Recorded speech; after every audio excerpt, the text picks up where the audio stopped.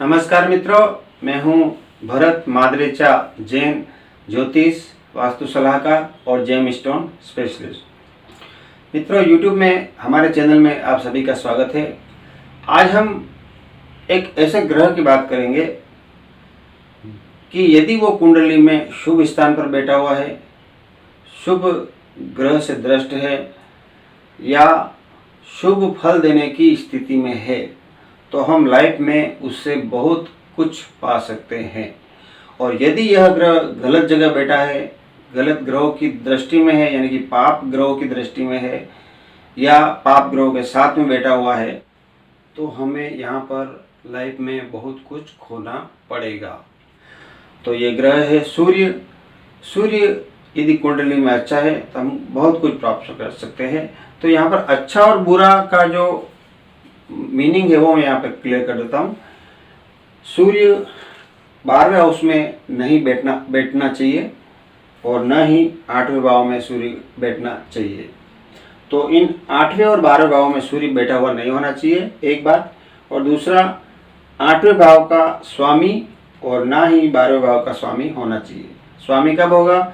यहाँ पर यदि 6 नंबर लिखेंगे, यानी कि कन्या लगन की कुंडली होगी, तो यहाँ पर 5 नंबर आएगा। मीन्स यहाँ पर वो सिंह राशि 12वें हाउस में आ जाएगी, तो यहाँ का स्वामी सूर्य हो जाएगा। इसी तरह से यहाँ पर अगर 10 नंबर लिखा है तो 8वें भाव में 5 नंबर की राशि आएगी। मीन्स यहाँ पर सूर्य 8वें घर का स्वामी हो जाता है। तो 8वें और 12वें भाव का स्वामी भी नहीं होना चाहिए और सूर्य 12वें और 8वें भाव में नहीं बैठा हुआ होना चाहिए। तो ये सबसे बड़ी बात है। तो ये नेगेटिव होता है सूर्य यहाँ पर बैठने से। और सूर्य यदि पाप ग्रहों से दृष्ट है और पाप प्रभाव में है और 8वें और 12वें भाव का स्वामी है, तो यहाँ पर सबसे पहले तो है रोग प्रतिरोधक क्षमता कम हो जाएगी। व्यक्ति बार बार बीमार गिरेगा और जल्दी ठीक नहीं होगा। सूर्य पाप प्रभाव में हुआ तो यहाँ पर व्यक्ति का बीपी से रिलेटेड प्रॉब्लम, बीपी बार बार बढ़ेगा।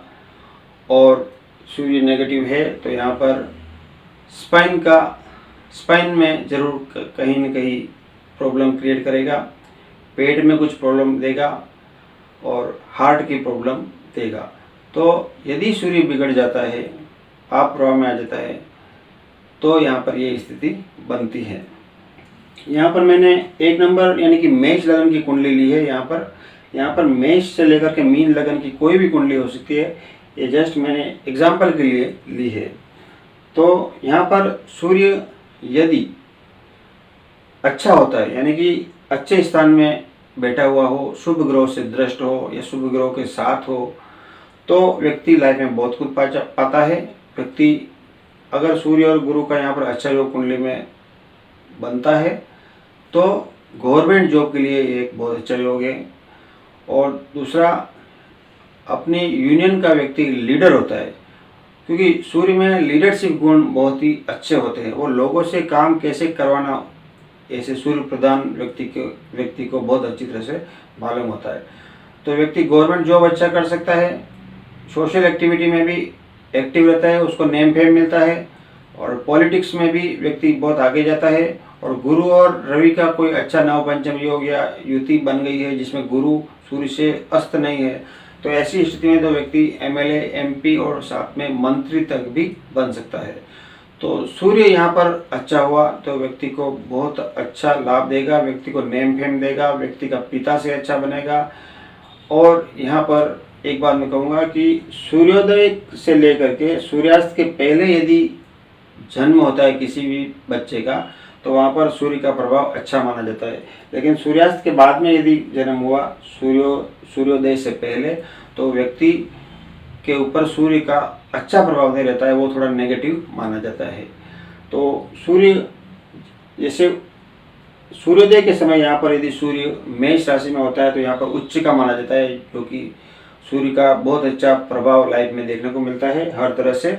और सूर्य यदि यहाँ पर तुला राशि में आ जाता है तो यहाँ पर सूर्य नीच का हो जाता है, क्योंकि सूर्य यहाँ पर अस्त हो जाता है। तो जैसे सूर्य यहाँ पर अस्त होगा तो यहाँ पर शनि उच्च का हो जाएगा। तो क्यों शनि से रिलेटेड जो काम होते हैं वो ज़्यादातर रात में होते हैं, अंधेरे में होते हैं। सूर्य उजाला है तो शनि यहाँ पर अंधेरा है।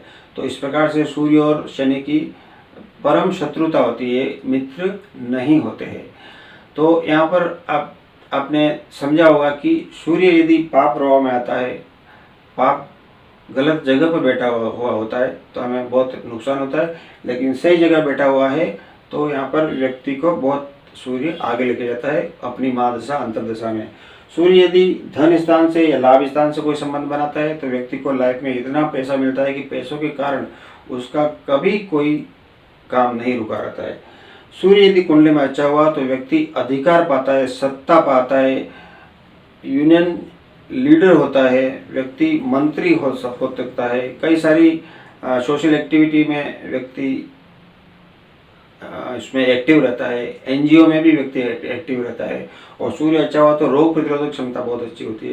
लेकिन सूर्य कमज़ोर हो गया, नीच का हो गया या 8वें 12वें भाव में बैठ गया और पाप ग्रह से दृष्ट हो गया तो यहाँ पर फिर आँखों की कोई प्रॉब्लम दे सकता है, स्पाइन की प्रॉब्लम दे सकता है, हड्डी से रिलेटेड, स्पाइन और पाँव में घुटनों से रिलेटेड प्रॉब्लम दे सकता है, हार्ट और बीपी का प्रॉब्लम दे सकता है। तो इस तरह से आपने समझा होगा कि सूर्य यदि अच्छा है तो हमारे लिए क्या फल मिलेगा और सूर्य यदि नेगेटिव है तो क्या फल मिलेगा।